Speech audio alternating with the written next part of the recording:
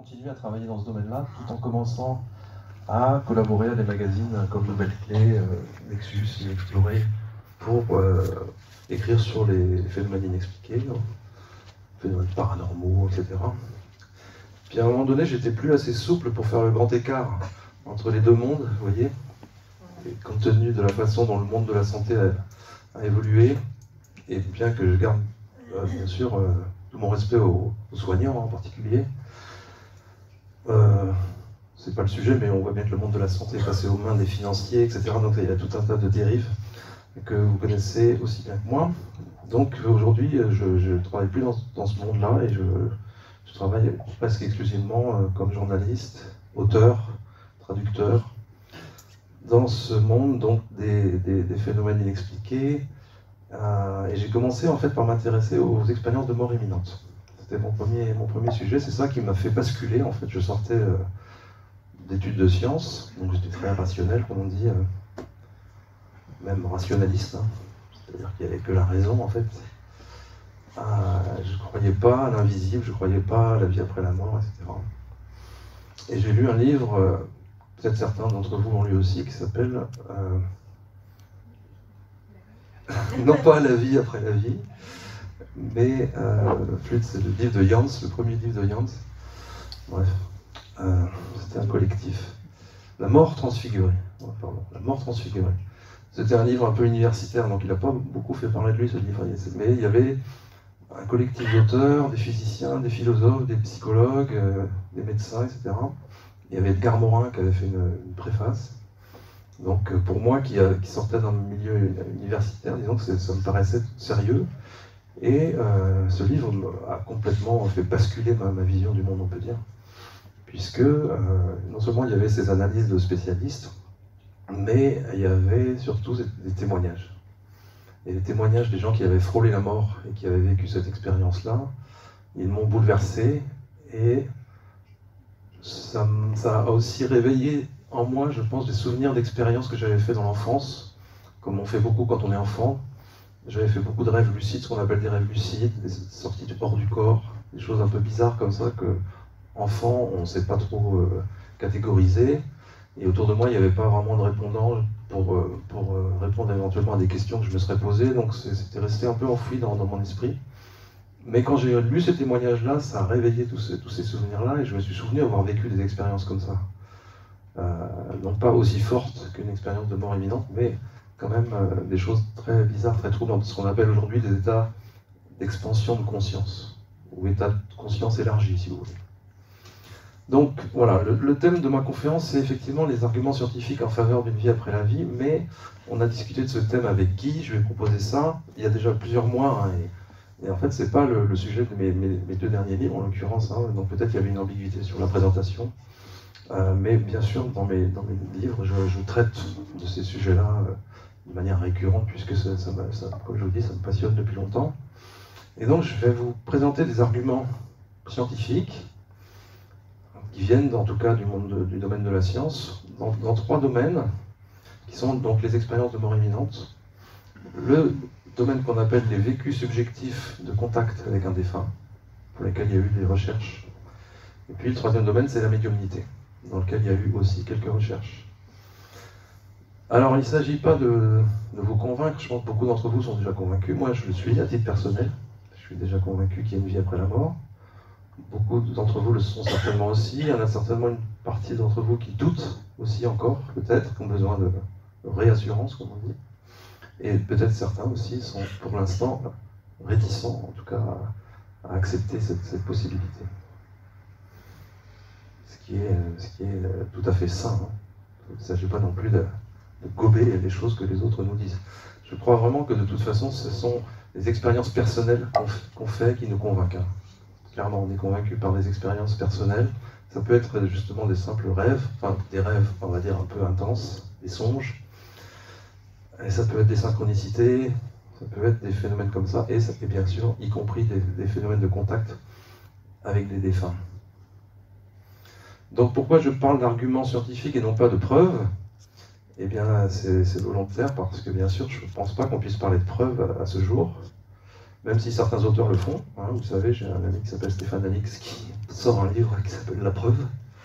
Je l'ai pas encore lu, mais c'est sur la médiumnité. Il a confié la photo d'une défunte à plusieurs médiums, d'après ce que j'ai compris. Et il appelle ça La Preuve. Après, ces titres-là, il faut bien savoir que c'est du marketing éditorial aussi. Hein. Je ne lui jette pas la pierre, hein, parce que je connais bien le phénomène aussi en tant qu'auteur, hein, et même en tant que traducteur, parce que j'ai traduit un livre qui s'appelle La Preuve du paradis, de Ben Alexander, donc un neurochirurgien américain.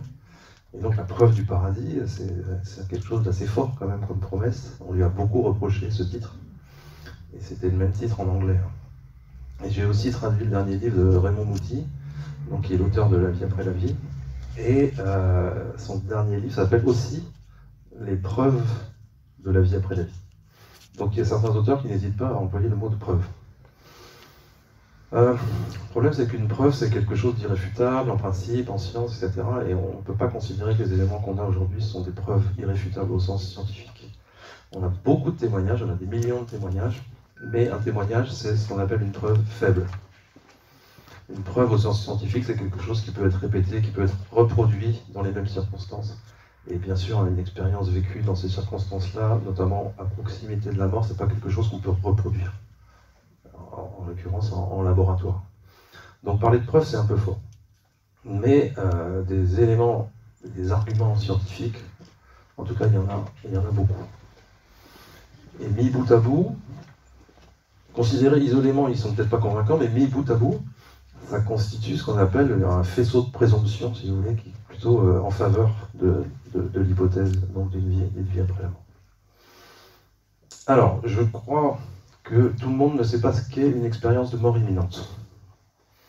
C'est pas forcément connu de tous, même si vous en avez certainement entendu parler quand même.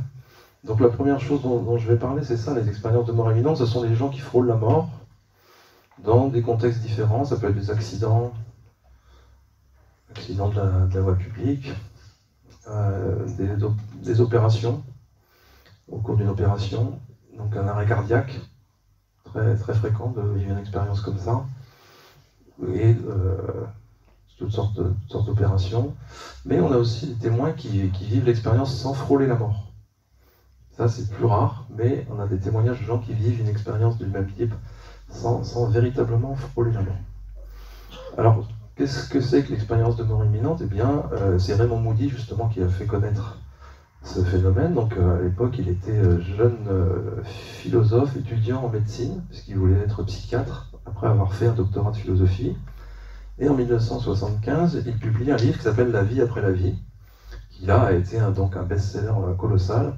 Il a été traduit en français en 1977, et ça a fait connaître le phénomène au grand public. Et lui, donc, il a catégorisé l'expérience en différents thèmes qui reviennent. Et donc, pour résumer quand même, pour ceux qui ne savent pas, le premier élément, c'est le fait de se sentir sortir de son corps, de se voir depuis un point de vue élevé, d'avoir immédiatement une sensation de paix et de bien-être, de voir donc la scène qui se déroule en dessous d'eux, soit c'est au-dessus de l'accident de voiture qu'ils viennent de vivre, soit c'est au-dessus du brancard, enfin du lit dans le bloc opératoire, soit voilà, dans les différentes circonstances, les personnes se voient du dessus, elles voient les autres personnages qui sont impliqués, et puis elles n'identifient pas immédiatement leur propre corps. Souvent, il leur faut du temps pour comprendre que c'est eux qui se trouvent là en dessous. Souvent dans un contexte chirurgical, en plus il y a ce qu'on appelle les champs et tout ça, donc les gens sont plus ou moins cachés, donc ils mettent un certain temps à comprendre que c'est eux qui se trouvent là.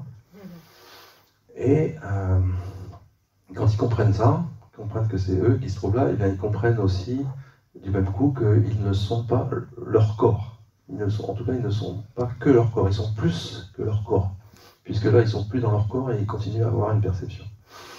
Donc ça s'accompagne d'un sentiment de bien-être, je le disais, et de paix, mais ça c'est vraiment le début de l'expérience, puisque rapidement, donc là, ils sont capables de se déplacer, ils sont capables d'avoir des points de vue différents, ils ont la sensation de voir à 360 degrés, vous savez, ils ont la sensation de voir depuis tous les points de vue à la fois, donc c'est très difficile à comprendre ce que ça veut dire. Ils sont identifiés à tout ce qu'ils observent en fait. Mais rapidement, donc là aussi, il y a plein de détails que je peux donner, hein, mais je vais aller vite là-dessus. Ils sont capables de se déplacer, de sortir de la pièce, d'aller voir ailleurs, de voir des choses qui sont éventuellement très éloignées, et d'aller chez leur grand-mère, etc., d'aller très très loin, par la pensée. Et c'est plus ou moins involontaire, en fait, c'est-à-dire qu'ils ne le choisissent pas nécessairement. Mais ça, c'est ce qui se passe dans l'environnement physique, matériel. Et ensuite, il y a une autre étape qui se déroule ailleurs.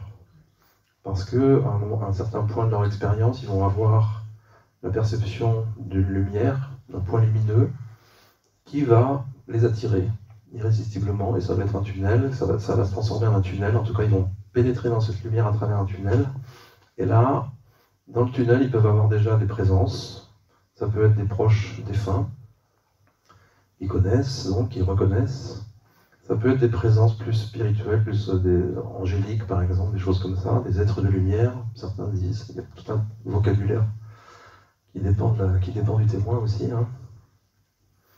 Et après être sorti de ce tunnel, là il débouche dans un autre environnement qui va être quelque chose qui va être décrit comme merveilleux, très beau, une prairie, un espace, un paysage de montagne, un paysage merveilleux, qui correspond aussi à leur goût, en fait, à leurs aspirations, à ce que eux, ils aiment en tant qu'être humain, quoi. Hein. Un espèce d'espace idéal comme ça, mais avec une nature différente. C'est-à-dire ils ont vraiment la sensation d'être dans un espace lumineux. La présence de la lumière est très forte, quoi. Et puis, là, ils sont aussi souvent en présence de quelqu'un qui se trouve là, avec eux. Il peut être un proche, défunt, ou quelqu'un d'autre. Donc ça peut être une grand-mère, un oncle, une tante, ça peut être une personne, une présence non identifiée réellement, mais dont ils ressentent la présence, même si elle n'est pas perçue vraiment, vue, en tout cas avec les sens, hein, évidemment, parce qu'on est au-delà des sens. Hein. Mais il y a une présence qui est là et qui les aide à comprendre qu'ils sont en train de vivre une expérience particulière, et notamment, fréquemment, cette personne va les aider à faire le bilan de leur vie. Et donc, ces gens revoient toute leur vie. Ils voient toute leur vie en un instant. Parce qu'en fait, ils sont déjà dans une sensation où il n'y a plus de temps. Ils sont au-delà du temps. Donc, quand ils racontent ça, évidemment, c'est compliqué, parce que quand ils le racontent, ils recréent une espèce de chronologie dans l'expérience, mais en fait, tout ça se déroule sans vraie sensation d'écoulement du temps. Vous voyez un peu la difficulté à comprendre vraiment ce qu'ils ont vécu. En fait, j'aurais dû commencer par là aussi. La plupart des témoins commencent par dire qu'il n'y a pas de mots pour décrire leur expérience. Hein. Ils n'ont pas les mots. Et puis finalement, ils finissent par trouver des mots, mais en faisant des détours et en utilisant des périphrases, etc., comme on dit. Donc cette présence va les aider à faire le bilan de leur vie, c'est-à-dire qu'ils vont comprendre que au cours de certains épisodes de leur vie, eh bien, ils ont manqué d'amour, ils ont manqué de discernement, et ils n'ont pas eu la bonne attitude, etc. Et c'est le cas, bien sûr, pour tout le monde. Personne n'a eu une vie parfaite. Mais bon, c'est plus ou moins dur pour ceux qui ont vraiment été très très mauvais, quoi. Et cette présence va les aider à dédramatiser ça. Ça, c'est important, parce qu'il n'y a pas de jugement. Il n'y a pas de jugement. Et donc, simplement, ils sont amenés à comprendre, voilà, pourquoi, dans telle circonstance, ils ont fait du mal aux autres. Et d'ailleurs, s'ils ont fait du mal aux autres, eh bien, ils vont ressentir ce mal qu'ils ont fait aux autres. Ça, c'est intéressant aussi. C'est assez fréquent dans les témoignages. Même s'ils ont été violents, ils vont ressentir la douleur de l'autre. Ils vont se retrouver à la place de l'autre, en fait. Donc ils vont revivre des épisodes de leur vie comme ça, en un temps comme ça, très court, hors du temps. Donc voilà. Et puis, donc, il peut se passer d'autres choses encore. Ils peuvent aller plus loin, aller dans des mondes. Ils ont accès à la pluralité des mondes. Ils peuvent vivre, certains décrivent comme ça une expérience où ils perdent complètement la notion de qui ils étaient. Hein. Ils ne savent plus du tout qui ils étaient. Ils oublient complètement leur vie terrestre. Ils oublient leur identité. Ils ne se souviennent plus qu'ils ont une famille, éventuellement des enfants, etc. Et ils sont simplement une présence consciente en train de vivre quelque chose d'extraordinaire, au cours duquel ils ont aussi parfois accès à toutes les réponses à toutes les questions qui peuvent se poser. Donc ils ont des réponses à toutes les questions qui peuvent se poser. Ils ont l'impression d'avoir l'accès au savoir universel. Et bien sûr, quand ils reviennent, ils sont plus capables d'expliquer ce qu'ils ont compris parce que ça repasse par le filtre du cerveau. Hein, donc c'est trop grand, quoi. C'est trop grand pour être ensuite compris, intégré, verbalisé, etc. Mais il y a beaucoup de témoins qui disent ça quand même, qu'ils ont eu accès à la connaissance universelle. Donc voilà, c'est très, très troublant évidemment. Alors, il y aura encore d'autres choses à dire bien sûr sur l'expérience, mais ensuite il y a un moment donné où on leur fait comprendre qu'ils peuvent choisir de revenir. Et parfois ils sont guidés dans ce choix aussi. On leur dit, écoute, tu as des choses à faire, tu dois revenir, c'est pas ton heure. Voilà, c'est pas ton heure, il faut que tu reviennes. Et donc, ils sont incités à revenir, et ceux qui racontent sont ceux qui sont revenus. Et donc, les médecins nous disent, ben voilà, ils ne sont pas morts. Donc ce ne sont pas des gens qui sont morts, puisqu'ils sont revenus. Et ça, c'est un problème récurrent, en fait, depuis qu'on parle de ces phénomènes-là. Les médecins, les scientifiques, en général, qui restent sceptiques sur ce phénomène, ils nous disent, c'est pas une expérience de la mort, puisque, par définition, ces gens-là ne sont pas morts. Même s'ils ont été en arrêt cardiaque pendant un certain nombre de minutes, et même si, pendant qu'on est en arrêt cardiaque, on sait que le cerveau n'est plus irrigué, et que toutes les parties du cerveau qui font que nous avons une personnalité, que nous sommes nous-mêmes, et que nous sommes capables de percevoir, etc., on sait que ces parties-là du cerveau, elles n'étaient plus irriguées. Donc on sait que le cerveau n'avait plus d'activité, et on a des cas documentés dans lesquels l'électroencéphalogramme était plat. Donc ça, c'est ce qu'on appelle la mort clinique.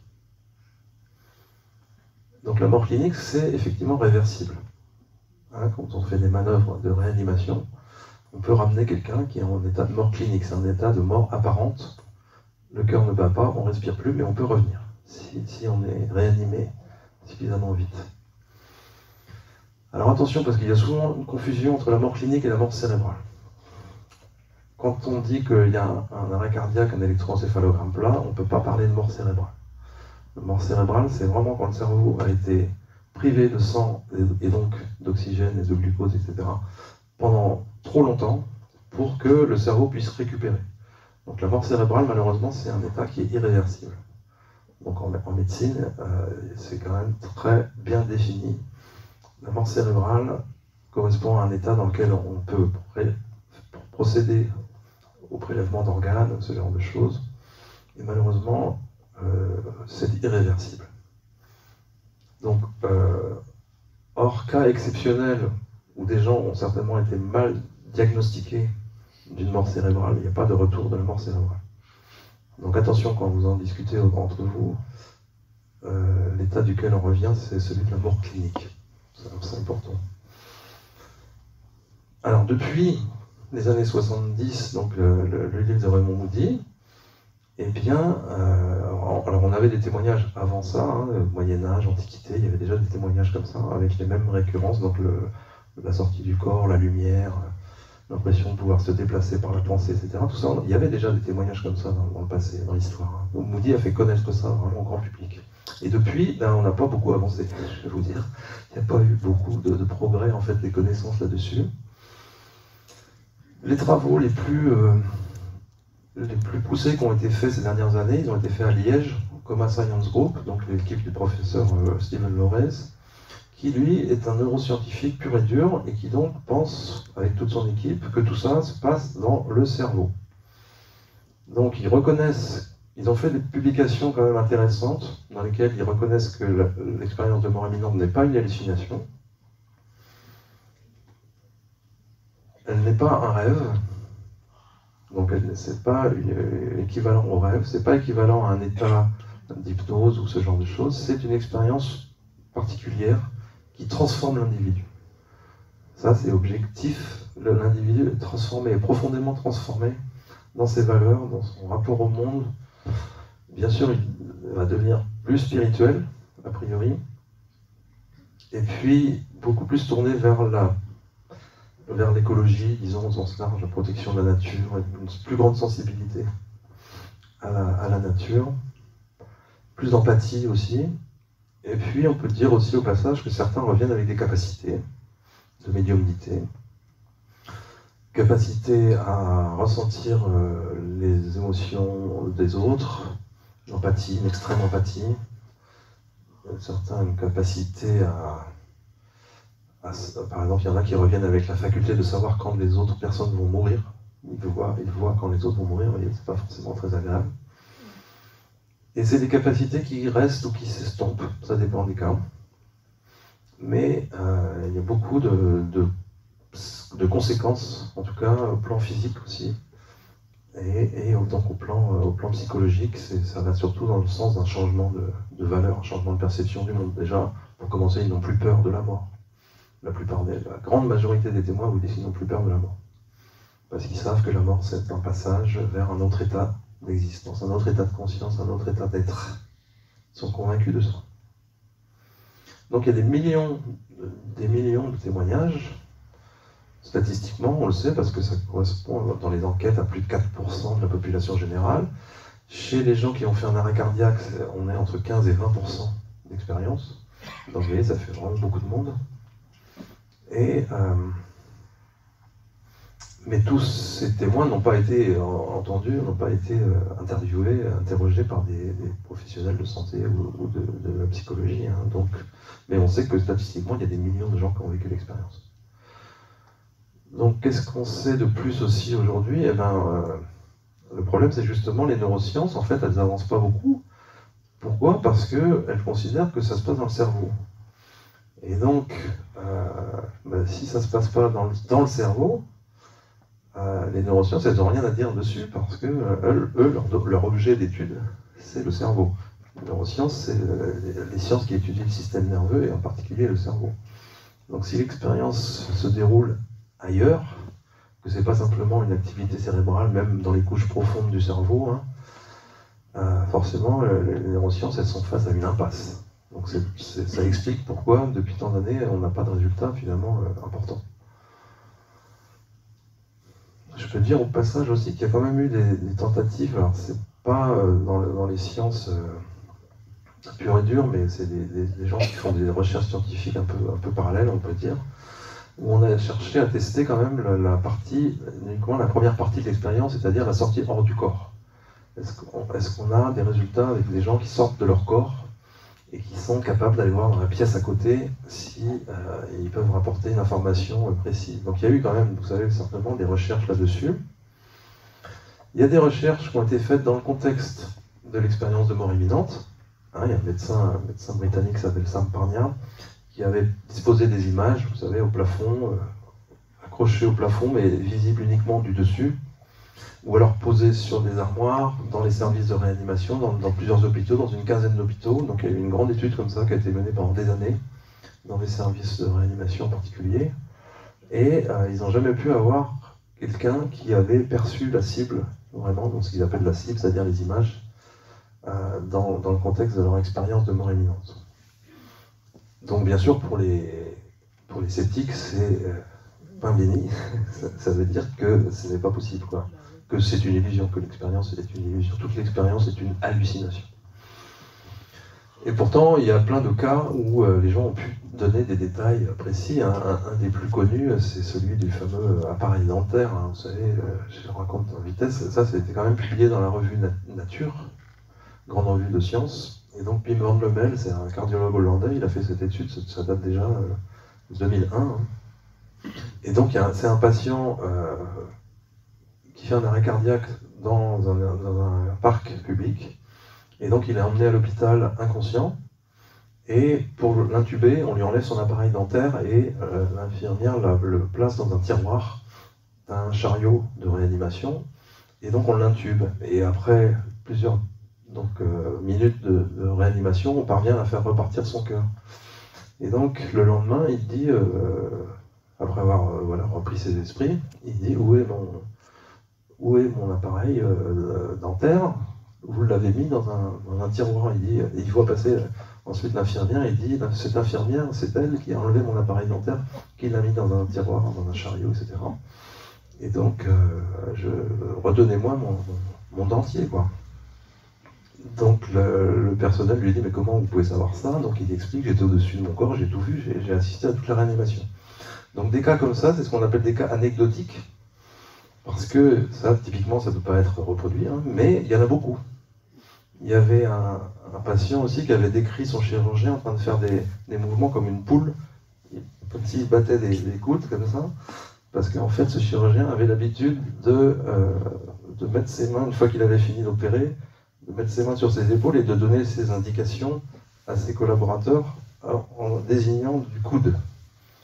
Il était connu pour ça. Et donc là, le patient décrit ça. Il dit qu'il était en train de faire des mouvements comme une poule. Donc vous avez plein d'anecdotes comme ça. J'ai écrit un petit bouquin d'ailleurs qui s'appelle Expérience hors du corps, dans lequel j'en ai compilé plusieurs qui sont assez marrantes. Donc tout ça, ça ne fait pas de la science, malheureusement, ça reste anecdotique comme on dit, mais donc le coup des images, ça n'a rien donné, mais il y a quand même des amis chercheurs, là, d'ailleurs Sylvie Lettiola, elle sera là au congrès. Sylvie Lettiola et Claude-Charles Fourier à Genève, ils ont créé un centre de recherche et ils ont fait des expériences avec un sujet doué qui s'appelle Nicolas Fraisse, dont vous avez certainement entendu parler de lui parce qu'il est assez phénoménal. Et avec lui, ils ont été capables de montrer que dans un certain nombre de fois, il était capable d'aller voir dans une autre pièce ce qu'il y avait à l'image sur un écran, sachant que l'écran diffusait des images de manière aléatoire. Et donc, ensuite, on lui demandait de choisir parmi plusieurs images laquelle correspondait à celle qu'il avait vue. Et à chaque fois qu'il a dit « j'ai réussi à voir la cible », eh ben, il a été capable d'identifier la cible. Mais il y a plein de fois où il n'a pas été capable de sortir de son corps, même s'il le fait presque à volonté, et il y a d'autres fois où il sortait de son corps, mais il partait ailleurs. Parce que ce qui se passe aussi, c'est que quand on sort de son corps, eh bien, on n'est plus tout à fait soi-même. On n'a pas toute sa tête, on pourrait dire, on n'a pas toute sa pensée. On devient autre chose, plus que soi-même en tout cas. Et du coup, souvent, il sortait de son corps, dans le contexte de l'expérience, mais il oubliait qu'il devait aller voir la cible. Vous voyez, ça lui sortait de l'esprit, et du coup, il était attiré par autre chose, et il partait dans la rue, et il suivait un scooter, ou alors il allait voir ailleurs. Et donc sur les 100 essais qui ont été faits, il a été capable de voir la cible seulement 7 fois. Mais ça correspond aux 7 fois où il a dit « je suis sorti et j'ai été capable de voir la cible ». Alors que les autres fois, il a dit « je n'ai pas été capable de voir la cible ». Donc en tout cas, ça correspond, les fois où il a été capable de voir la cible, il a été capable d'identifier la cible. Donc c'est quand même intéressant. Bon, c'est des données scientifiques qui n'ont pas convaincu, on va dire, la communauté scientifique parce qu'il faudrait aussi des imageries cérébrales, il faudrait confirmer ça avec d'autres données, etc. Et puis, Sylvie Lettiola et Claude Charles, ils n'ont pas publié d'articles scientifiques là-dessus, et donc forcément ça n'a pas de valeur pour la communauté scientifique. Et ça, ils s'en expliquent très bien dans un autre livre qu'ils ont fait, parce qu'ils ont raconté ça dans un livre qui s'appelle, je ne sais plus comment. Non, alors ça c'est Connexion, c'est l'autre. État modifié de conscience, et ensuite, il y a le deuxième livre dans lequel il parle des expériences avec Nicolas Fraisse. Ça va me revenir. Ils racontent ça dans un livre, mais ils ont depuis écrit un autre livre qui s'appelle Connexion, dans lequel ils reviennent quand même là-dessus. Et Connexion, peut-être certains l'ont lu, c'est un livre justement où ils voulaient mettre à l'épreuve aussi la médiumnité, où ils voulaient tester la médiumnité. Et c'est intéressant parce qu'ils expliquent leur cheminement aussi personnel, intellectuel et scientifique. Au départ, ils voulaient faire vraiment une étude scientifique sur la médiumnité, tester les médiums, et puis voir ce que ça donnait. Et au fil de leurs investigations, ils se sont rendus compte que, en fait, c'était un peu vain tout ça, parce que le plus important, c'était les messages spirituels que les médiums leur apportaient. Ils avaient des messages d'une telle richesse, d'une telle profondeur et d'une telle beauté que le côté preuve scientifique leur apparaissait complètement secondaire. Alors on peut dire que c'est frustrant quand on veut des preuves, hein, évidemment, mais c'est vrai quand on lit ces messages, ils sont très beaux, et puis il y a beaucoup de convergence entre eux sur c'est quoi le sens de la vie, qu'est-ce qu'on fait là, pourquoi est-ce qu'on vient s'incarner, pourquoi est-ce qu'on vient vivre toutes ces difficultés. Et donc la quête scientifique est passée au second plan, si vous voulez. C'est assez intéressant suivre leur cheminement de ce point de vue-là. Et Nicolas Fraisse fait partie des gens qui ont testé là-dessus. Alors lui, Nicolas, c'est intéressant dans ce bouquin, c'est quand même assez particulier parce qu'en fait, ils ont soumis à différents médiums qu'ils avaient recrutés comme ça selon différents critères. Ils leur ont soumis des questions auxquelles les médiums devaient répondre donc en se connectant à l'au-delà et puis porter leurs réponses. Mais tous les médiums avaient accès à la question. On leur lisait la question ou alors ils pouvaient lire la question. Mais Nicolas, lui, il n'avait pas accès à la question. La question était dans une enveloppe scellée. Et donc, lui, il comprenait la question simplement en passant sa main au-dessus. Et simplement en passant la main au-dessus de l'enveloppe, il avait accès à la question. Et sans savoir quelle était la question, eh bien, il répondait de manière automatique. D'ailleurs, il le faisait en écriture automatique, je crois.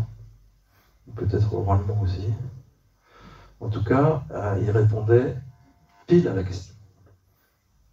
Ses réponses à lui sont pile sur la question, alors que c'était celui qui n'avait pas accès directement à la question. Bon, au passage, c'est quand même assez fort. Donc l'expérience de mort imminente, c'est un domaine dans lequel on a plein de petites évidences, on peut dire, évidences. On n'a pas de preuve que voilà, l'expérience ne prouve pas qu'il y a une vie après la mort, mais ça le suggère quand même très fortement, on peut dire.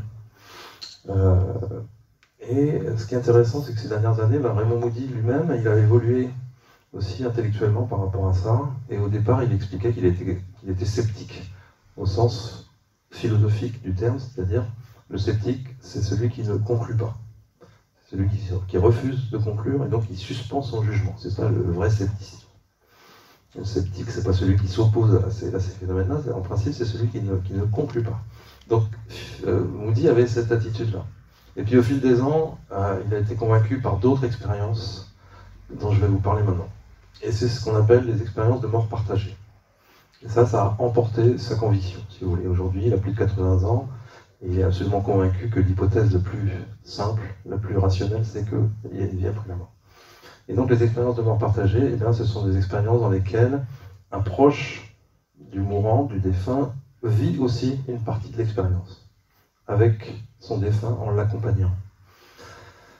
C'est-à-dire que ce sont des gens qui sont au chevet de quelqu'un qui est en fin de vie, et au moment où il y a la transition, si vous voulez, le proche va sentir lui aussi les choses se transformer dans la pièce, la géométrie de la pièce va changer, elle va se sentir éventuellement sortir de son corps elle aussi, elle va percevoir une lumière, elle va percevoir éventuellement un tunnel, elle va percevoir des entités qui viennent du tunnel comme pour accueillir le défunt, elle va se sentir parfois partir dans ce tunnel, et puis elle revient.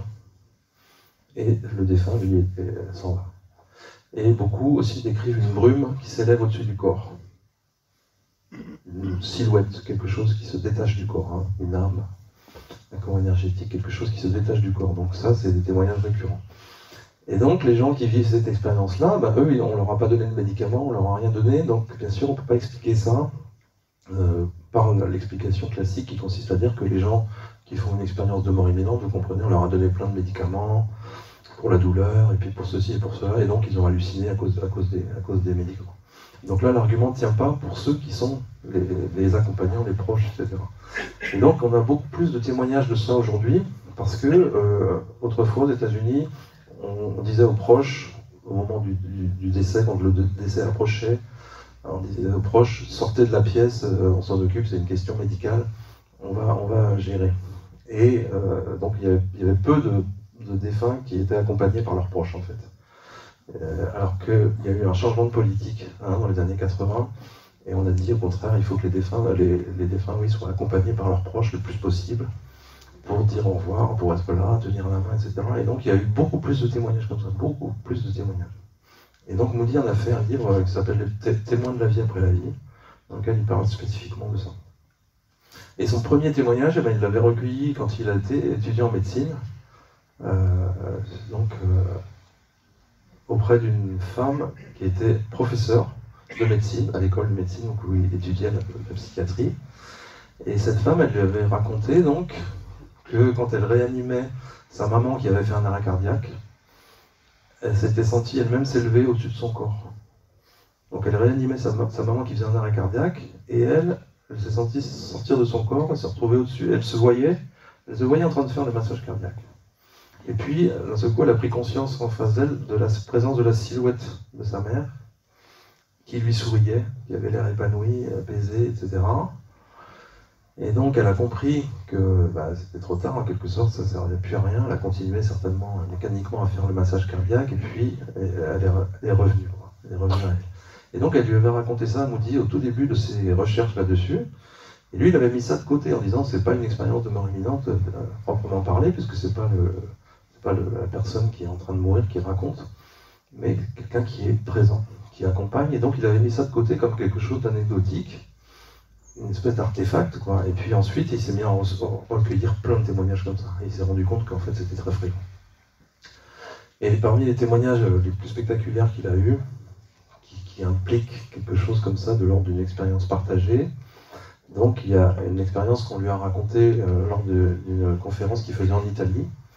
À la fin de sa conférence en Italie, donc il y a quelqu'un qui vient le voir et qui lui dit « Monsieur Moody, je suis chirurgien, et il m'est arrivé une expérience incroyable.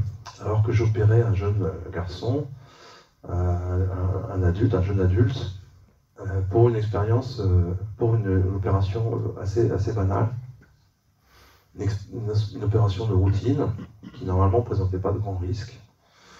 Et pendant l'opération, ce patient a fait un arrêt cardiaque. Donc, bien sûr, on a tout de suite commencé à faire la réanimation. Et puis, le cœur, on n'arrivait pas à le faire repartir.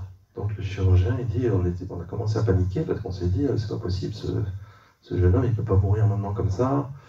Il est jeune, il est en bonne santé, et hormis cette opération qui devait être peut-être une appendicite, vous voyez, quelque chose comme ça, il dit, comment je vais expliquer ça à la famille, c'est pas possible, quoi.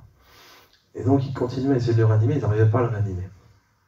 Et donc ils étaient sur le point d'abandonner, et d'un seul coup, les portes du bloc opératoire se sont ouvertes en grand, avec fracas, et une femme est entrée en hurlant dans le bloc. Et la femme a dit, docteur, mon mari est venu me voir dans la salle d'attente, et il me dit que vous devez continuer à le réanimer parce qu'il n'est pas mort. Et donc le chirurgien croit que c'est une folle, en fait, il pense que c'est une femme qui est psychotique, qui traîne dans l'hôpital, hein, et il comprend au bout de quelques secondes que c'est la femme du patient. Et donc la femme du patient, elle lui dit, écoutez, mon mari n'est pas mort, il faut continuer à le réanimer. Donc là, il reprend le massage cardiaque, et effectivement, ils arrivent à faire repartir le cœur du patient. Donc évidemment, toute l'équipe est stupéfaite, etc.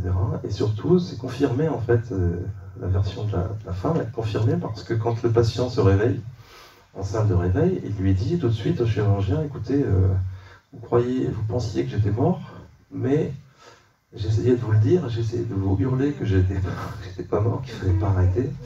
Donc je suis allé voir ma femme en salle d'attente pour lui dire de venir vous le dire, quoi. Et effectivement, c'est ce qui s'est passé. Donc c'est confirmé, les deux versions sont confirmées. À ce moment-là, le patient n'a pas eu le temps de voir sa femme, ils n'ont pas pu se mettre d'accord pour raconter un mensonge. Je vous dis bien que ça colle, quoi. Les deux versions collent, quoi. Donc vous voyez ce qui peut se passer là, quand même dans ces circonstances-là, c'est assez spectaculaire. Hein. Donc Moody rapportait ce témoignage-là comme l'un des plus frappants pour lui. Et puis il en rapporte un autre aussi qui est assez spectaculaire. Et c'est le cas d'un Américain qui était un artiste assez connu, un sculpteur, je crois, et qui, donc, au cours d'un accident de voiture très grave, perd sa femme et un de ses enfants qui est dans la voiture. Et il y a un deuxième enfant qui lui survit. Donc lui, le chauffeur, il est gravement blessé et il va se retrouver à l'hôpital en train d'être opéré. Mais juste avant d'être hospitalisé, il vit une expérience hors du corps, une expérience de mort imminente au cours de laquelle il voit sa femme qui lui apparaît et donc il lui dit il faut que tu survives pour élever notre enfant qui va survivre à l'accident, tu peux pas partir toi aussi, et sinon il va être tout seul, il va être orphelin, etc. Et donc il vit cette expérience-là, et quand il se retrouve à l'hôpital, donc le chirurgien l'opère, il réussit à être sauvé, Je crois qu'il est amputé d'une jambe, peut-être même des deux. Et donc voilà, lui survit et un enfant survit. Et puis des années plus tard, il décide d'écrire un livre, de raconter cette histoire dans un livre. Et là, donc c'est plusieurs mois plus tard, hein, il dit je vais recontacter mon chirurgien pour le remercier de m'avoir sauvé, je vais lui offrir mon livre. Et donc il invite son chirurgien à déjeuner, il lui offre son livre, il lui raconte ça. Donc, et le chirurgien lui dit mais vous savez, quand j'étais en train de vous opérer, en fait votre femme elle est apparue dans le bloc opératoire, elle est apparue au-dessus de vous, et elle m'a passé le message, elle m'a dit il faut que vous sauviez mon mari pour qu'il puisse élever notre enfant survivant. Vous voyez. Donc là c'est pareil, ça collait. Le témoignage collait aussi avec ce qui avait été vécu par la personne. Voilà, donc Moody, des témoignages comme ça, il en a eu plein, et il a fini par dire, écoutez, faut arrêter de tourner autour du pot, hein.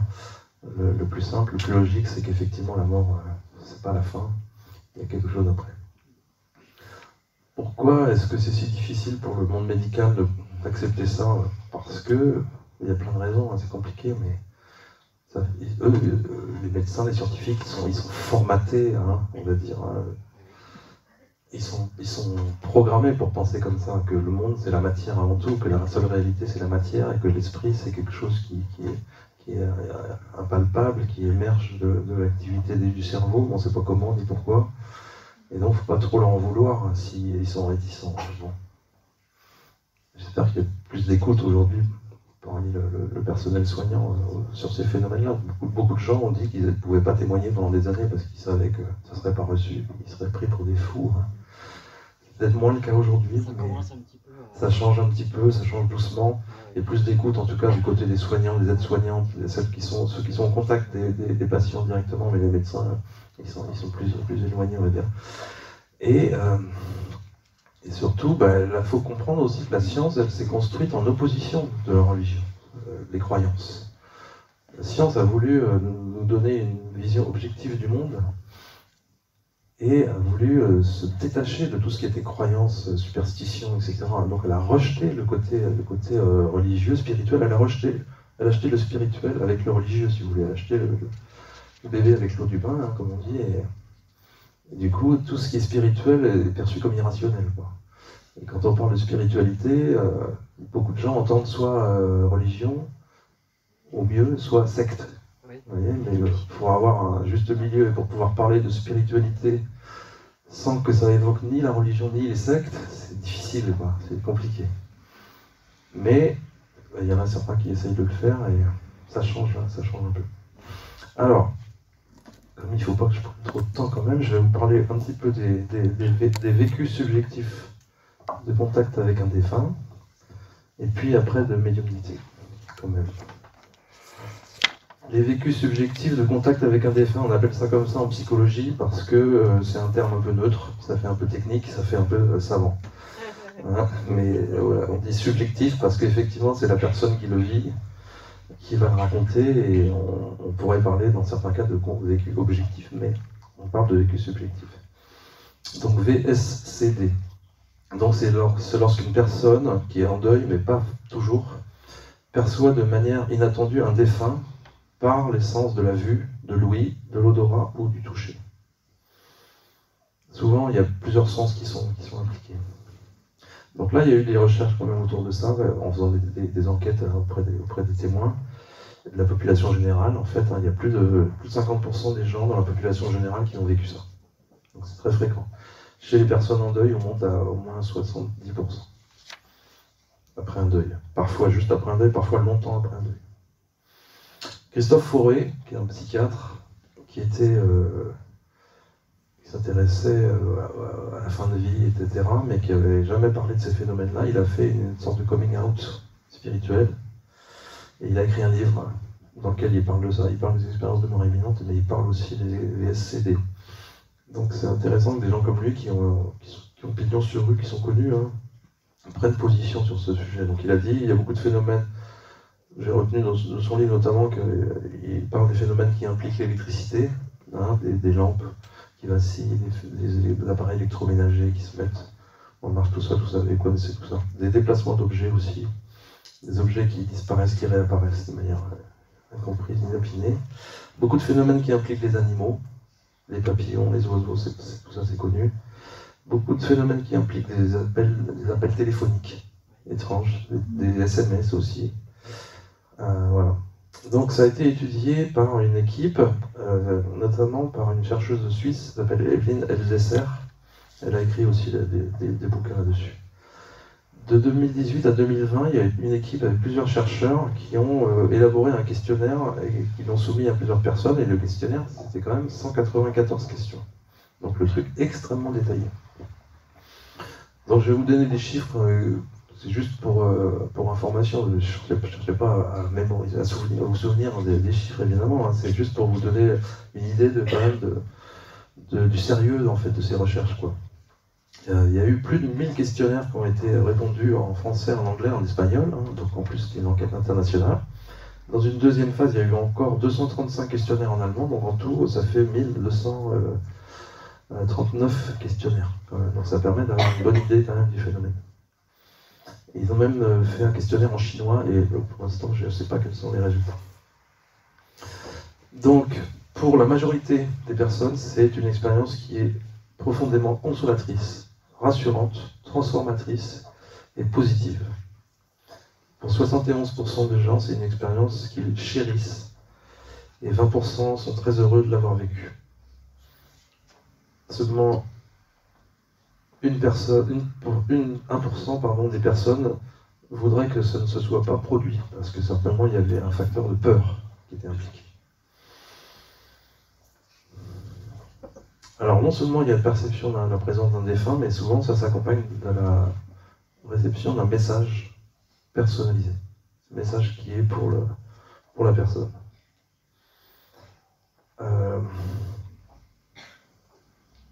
Donc dans 80% des vécus VSCD, donc tactiles et visuels, il y a un message qui accompagne une expérience. Dans 75% des expériences dans lesquelles il y a simplement le ressenti d'une présence, il y a aussi un message qui est là, et dans les cas de vécu auditif, il y a aussi un message pour 60% des sondés, vous voyez. 87% des personnes ont dit que leur vécu donc, auditif était différent d'une pensée qu'ils peuvent avoir, simplement de manière ordinaire.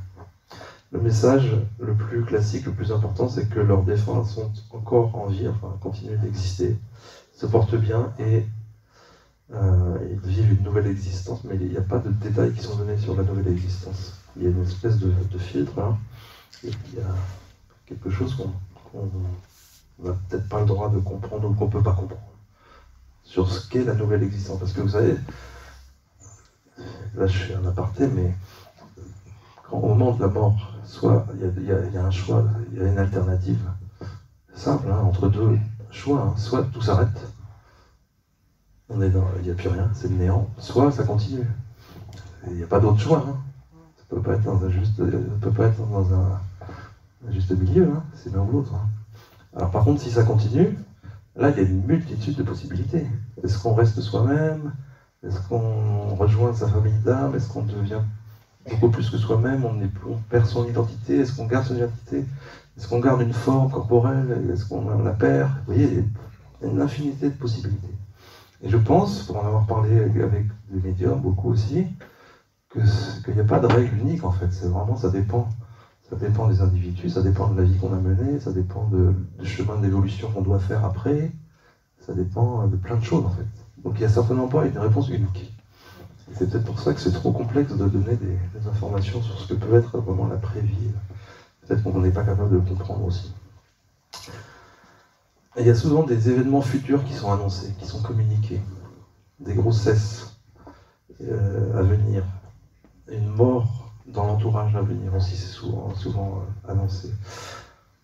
Il y a un exemple où la personne dit « Je ne savais pas que ma fille était enceinte » et elle ne le savait pas non plus, parce qu'elle ne voulait pas d'autres enfants, et finalement elle était enceinte et donc le défunt l'avait dit. Il y a beaucoup de choses liées aux relations conflictuelles qui sont restées en suspens, hein, qui viennent trouver une résolution.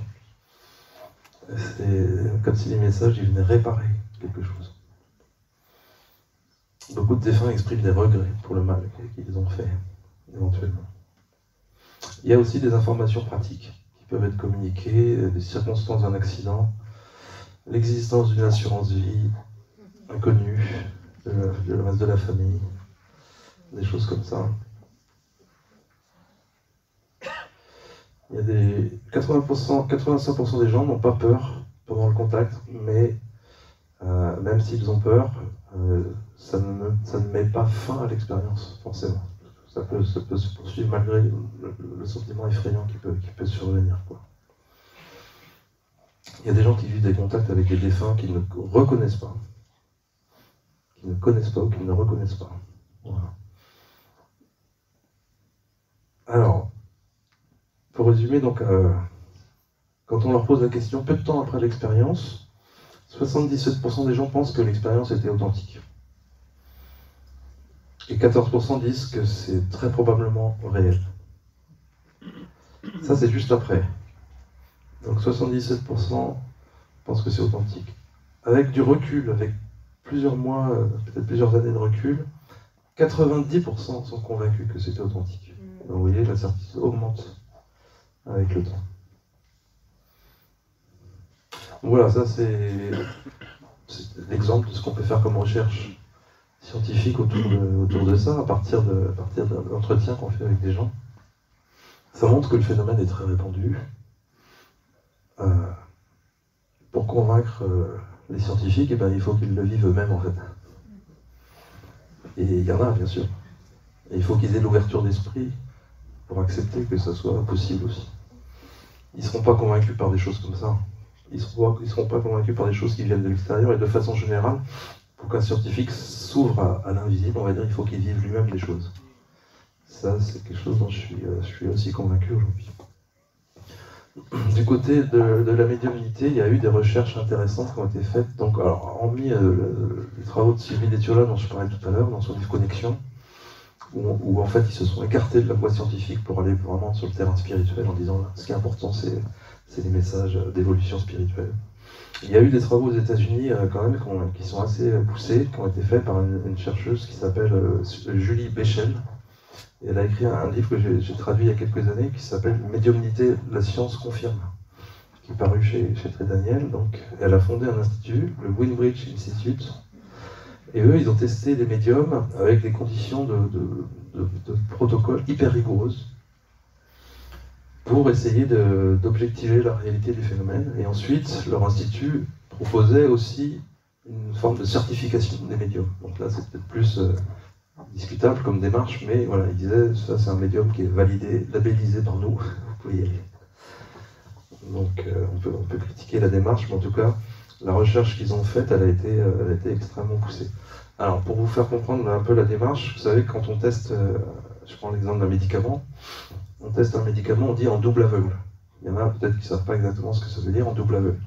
Donc, double aveugle, ça veut dire que ni le médecin ni le patient ne savent qu'est-ce qui est pris comme pilule. Est-ce que c'est un placebo, est-ce que c'est le médicament?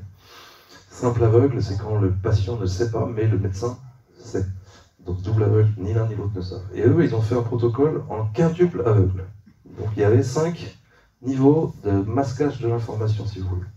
Donc l'idée, c'est qu'ils testaient les médiums au téléphone, en compagnie d'un expérimentateur, pour le compte d'une personne donc, en deuil, enfin quelqu'un qui avait un défunt, qu'on appelle le consultant.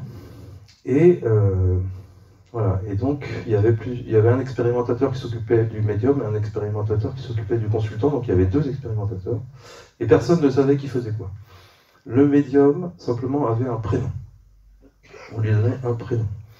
Il devait faire sa lecture au téléphone, donc en parlant non pas avec le consultant mais avec l'expérimentateur. Il n'avait pas directement accès au consultant, d'accord, à la personne qui était liée au défunt.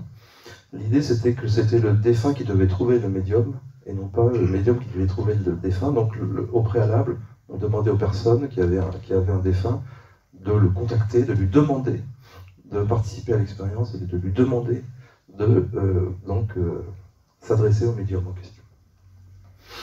Donc voilà un peu la façon dont ça se passait. Et tout ça a été fait donc en évitant que les informations entre les uns et les autres, et bien sûr, il fallait donner des informations précises sur les circonstances du décès, sur la vie du défunt, sur son apparence physique, et pas seulement des choses générales, évidemment. Tout ça, c'était pour éviter, bien sûr, tous les reproches qu'on fait habituellement à la médiumnité, en disant c'est trop général, il n'y a pas d'informations précises, ça peut s'appliquer à n'importe qui, etc. Et puis surtout, le médium est capable de lire par télépathie dans l'esprit du consultant, il obtient ces informations comme ça. Donc là, il n'y avait pas moyen de faire ça. Vous comprenez bien que c'était le but de l'information, le but de l'expérience. Et donc, ils ont quand même testé comme ça 20 médiums, avec 116 personnes qui ont noté donc, les lectures. Ils avaient une lecture cible et une lecture leurre, et ils devaient noter quelle était la lecture qui s'appliquait vraiment à leur défunt. Donc, c'est les personnes qui notaient même les lectures, on leur en donnait 2, et ils devaient noter quelle était celle qui d'après eux, correspondait à leur défunt. Donc 116 personnes ont noté, il y a eu près de 60 lectures de fait. Et donc, eh bien, le résultat, c'est qu'il y a près de 80% des informations qui étaient justes. 80%. Voilà, donc c'est quand même significatif.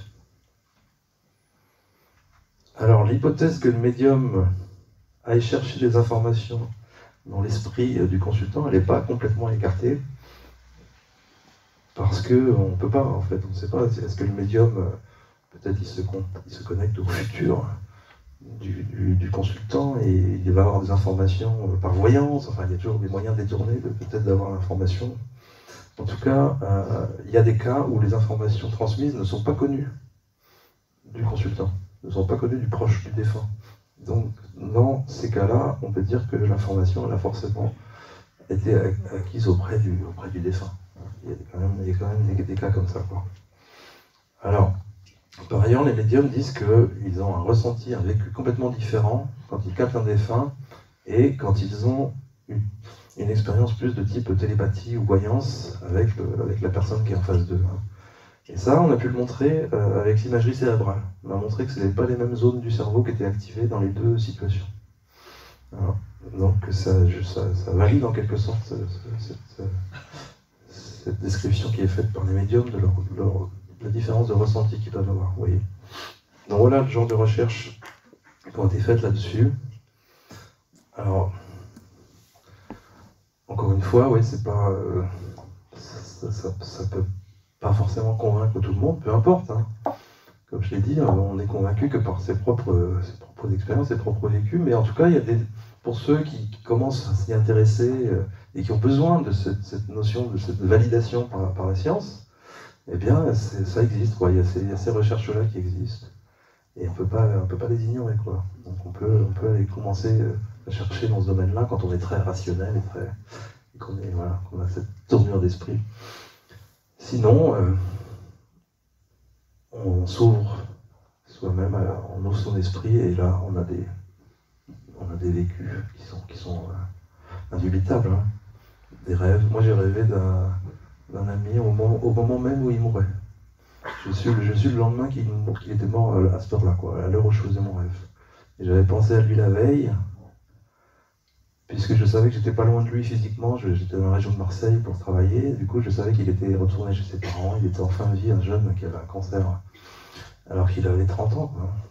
Et le soir, je me suis endormi, donc vers minuit, et je me suis réveillé à 1h, et j'ai rêvé de lui. Il était journaliste, comme moi, et il me passait ses vêtements, il me donnait ses vêtements. Donc il me passait un relais, quoi, en me disant, vas-y, continue. Il travaillait dans le domaine du paranormal, et moi, je commençais tout juste en fait à travailler dans ce domaine-là. Donc j'étais dans la région pour faire un article sur un hôpital, une clinique, et donc je commençais tout juste à travailler sur ces sujets, et là, il venait me passer un relais, quoi. Bah, quand vous avez un rêve comme ça, franchement, c'est clair, quoi. Donc voilà, vécu subjectif de contact avec un défunt dans un rêve télépathique. On peut dire que c'est une expérience de mort partagée aussi. Certains vont l'appeler comme ça. Bah écoutez, je pense que j'ai épuisé mon temps de parole. On peut peut-être prendre un petit temps d'échange si vous voulez. C'est un gros débat, oui, effectivement, il y a de quoi. Dans le livre de Stéphane Alix, Normalement, dans les cercueils, il a mis en montrant à personne une montre. Ça, c'est le précédent livre. Enfin, c'était un livre qu'il a écrit à propos du décès de son père, qui s'appelle Le Test. Oui. Dans le test, il a mis des objets, oui. effectivement, et là, il a demandé à plusieurs médiums qui sont assez connus. Oui, comme Henri Vigneault. Ouais, Henri Vigneault, et puis d'autres, Christelle Dubois, etc. Et là, c'est autre chose. Là, il sort un livre, là, maintenant, qui s'appelle La Preuve, dans lequel il a soumis une photo d'une défunte inconnue de gens à qui il va la présenter. Donc, et là, il teste plusieurs médias. Alors, je sais pas, le livre n'est pas sorti encore. Mais c'est pas le même livre. On va remercier Jocelyn pour son intervention. Merci à vous.